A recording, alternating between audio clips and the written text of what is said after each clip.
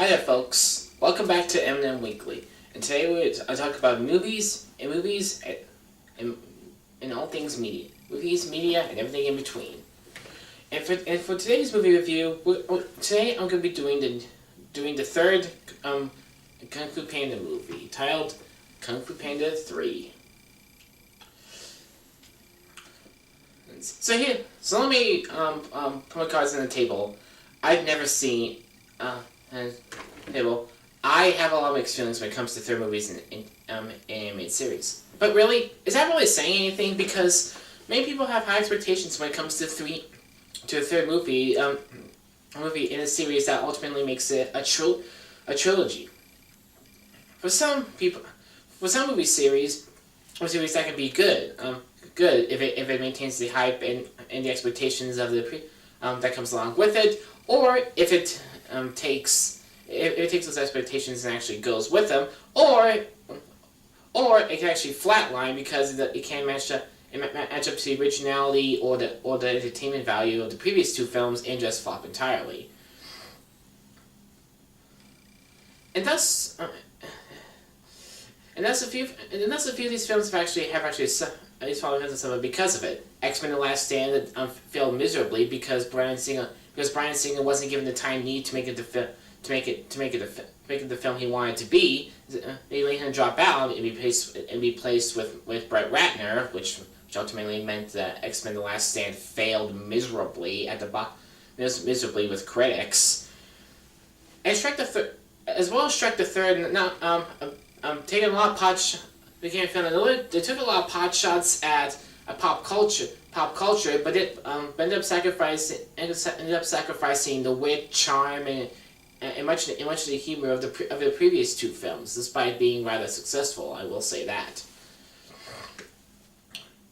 And bear in mind, DreamWorks was the animation company behind Shrek, and thus 3 years ago, about a few years ago, when DreamWorks announced the third chapter in their supposed six film series, Kung Fu Panda. The first film came out in 2008, and the second film came out in 2011.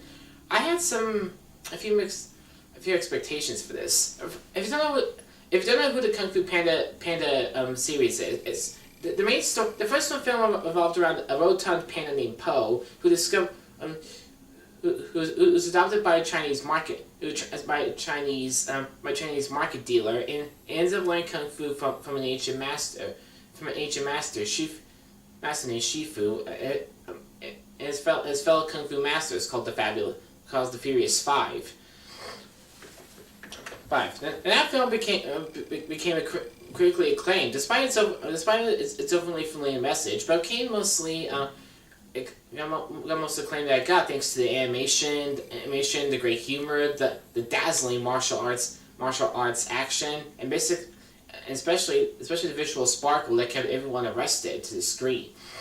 And fans quickly embraced it, and a sequel came 3 years later. Now, granted, that film also had a great voice cast: Jack Black, Dustin Hoffman, Seth Rogen, Lucy Liu, David Cross, and the legendary Jackie Chan, of all people.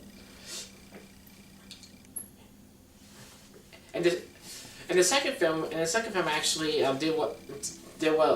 did great as well. It actually surpassed the overall box office gross, but by just a few $1 million. Not to mention that they also had a great new cast addition for the villain, played by Gary Oldman, and the cast was still on par. The movie was a lot stronger in terms of the comedy, action, and animation, especially the overall especially the messages and substance. Especially the messages worked well, even if the movie lacked a lot of substance and have to make it an emotional experience. And thus, when a third movie was announced by DreamWorks CEO Jeffrey Katzenberg, I was actually pretty excited for this. Not only was there a lot of hype behind this, but some early good reviews were telling me that this film was actually just as strong, if not stronger than, its two predecessors. Just nothing the fact that the original cast was coming back. original cast was coming back, as well as a few new additions, including Bryan Cranston and J.K. Simmons, and even Kate Hudson. So we want to be in for something special. So last night I went and saw the film. Does it deliver? Well, I'm gonna say this right off the bat. I've never seen the first two Kung Fu Panda films. I don't know if I will, but all the same, the third film by Kung Fu Panda was absolutely fantastic. Man, I thought I was missing out by seeing those two films, but seeing this third film, I don't think I even need to, because this film could just because I could watch this film several times over, and I don't need to watch the previous films to even know what's going on. There's nothing. No. And there's so many good improvements, from the voice acting to the animation, to even the humor, and especially the action. I'll get to all that in a minute. But you guys have got to check this out. This film had a lot of expectations and surpassed them. You guys all got to check out this film. So the best place I can actually start with this film is, and it will definitely be in the direction. Seeing as how I haven't really reviewed many much in terms of animated films, I'm gonna try to be as cohesive as possible when I say this. You don't have to go back a bit. The DreamWorks originally said that they were going to have part of this film animated in China to kind of better to better accentuate the Chinese textures and aesthetics of the area, and actually expand its animation and actually go for more bigger scope and size. And to be honest, some of the animation kind of reminds me of Avatar: The Last Airbender. Especially in terms of like the colored animation, the different animation style that you can see its bright parts. It's mostly during the kung fu fighting, especially in one particular scene that I'll get to. And trust me, if you know how good Avatar: Last Airbender was, that's a big compliment. It really the voice. I did like a. Although I had to say there are a few points where the animation can feel a little bit eye bleeding at least. Not that it becomes over long, but sometimes if you're not used to seeing the other films, it can kind of take you off guard. It kind of did for me, but I quickly lost track of it right away. But honestly, that's not even complaining much, because now let's move on to the voice acting. Voice action. Now the cast of this film has always been exceptionally strong, especially picking up A-list talent across the board. Jack Black as Poe. I haven't seen much of Jack Black lately, but man, that guy has not lost his touch, and he's still as funny as he ever was. Especially the rest of the cast. Like I said, Seth Rogen is still good. I love that guy. Dustin Hoffman is still great. Really, the rest of the cast just kills it. Even J.K. Simmons and especially Bryan Cranston. And really, now I'm thinking, wait, you already gone about this movie. What about the actual storyline? Hey, well, let's get it. The main storyline of this film basically shows Poe embracing his new image, his new style as a dragon warrior, and basically he's left to he's basically tracked down by his father, played by Bryan Cranston. After he tracks him down, Poe realizes not only is his father alive, but there's actually a village of other pandas just like him, who are expecting his arrival. And when Poe returns home, he finds himself lost in a predicament and he goes there so that he can so his father can teach him chi, teach him how to chi, so that he can battle an evil spirit warrior named Kai, who is trying to take down Shifu's deceased mentor, but also steal the chi of every warrior alive. and one of the main critical consensuses that I'll come to is that the story for that film can be seen kind of similar to previous films, but really, and I'll see I can kind of see that, but given how it's true. Most films can kind of run out of original storylines, right? When they get too far into the film. But really, is that really saying much considering that all the greatest aspects of the film, like the action, the comedy, which I'll get to soon. The film does a lot to compensate for that. So that bring in a little bit of self-awareness so that I can appreciate. But honestly, but as I said, let's get down to the comedy. And man, was that comedy was really funny. I haven't laughed at a film this hard since the Lego movie 2 years ago. And given how great that film is, that's a compliment if there ever was one. What I really like with this film, especially the comedies, is that the comedy doesn't really come from telling much jokes. It kind of comes more from like the characters' movements, which is always a big plus in animation.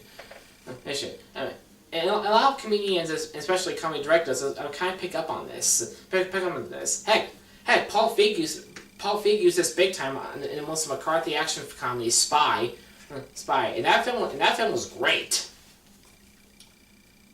I do. Now they get to a new area where this film can actually be a little bit. Is actually just as strong. That would be especially in the script. And oh man, does the script? Wow. Not only is the script was arresting from the very first note. The screenplays for these films have always been known for not only being fast paced, but especially very witty, and all that wit and fast paced action moves into this script, and these films keep holding on to that. I can see DreamWorks going far with this franchise. So long, Shrek the Third.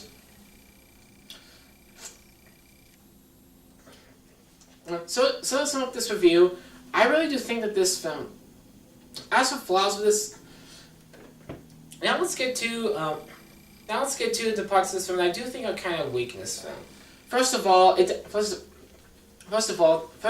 you guys know, listening to this review, you kind of know that my biggest weakness was that the message in this film feels a bit too similar to the previous films, like Poe trying to accept who he is and discover something that he never knew he had, and that is kind of similar from previous films and many other films in particular. But I reckon that DreamWorks actually does a good job because, like I say, even though the message is kind of similar, it doesn't overshadow the overall story. In the film, and the other great aspects of the movie, like the action, the comedy, and everything, and the visual effects, they do a lot, and especially the score by Hans Zimmer, which is just amazing. The film does a lot to really compensate for that. It makes the film, and it doesn't detract from the film's overall enjoyment.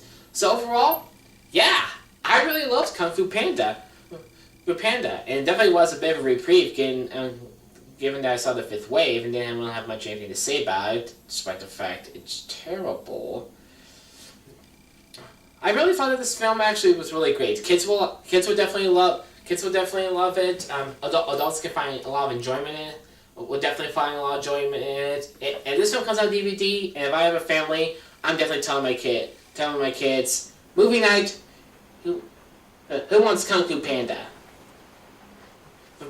So for me, I'm definitely giving.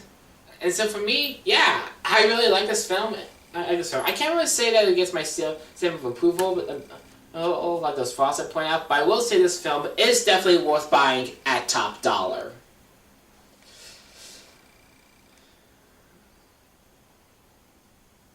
Now, I will say this film is definitely worth seeing at full price. Now, this film is definitely. So yeah. Rarely has a third film ever shown promise, especially in the anime world. And Kung Fu Panda may not kick all the ass in the world, but it's definitely shown itself to be a true master of animation. So go check it out. Thanks a lot. So yeah, thanks as always so much for watching.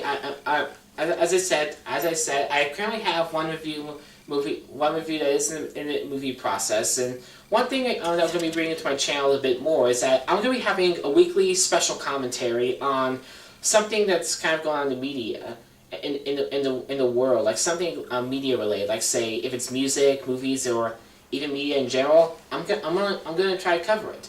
I hope you guys will listen. Please watch us on YouTube if you like what you see. Like, subscribe, and pass the word along. Pass the word along. Until then, I'm Aaron Tyson. I'll see you next time. Goodbye. See you next time. See you next time.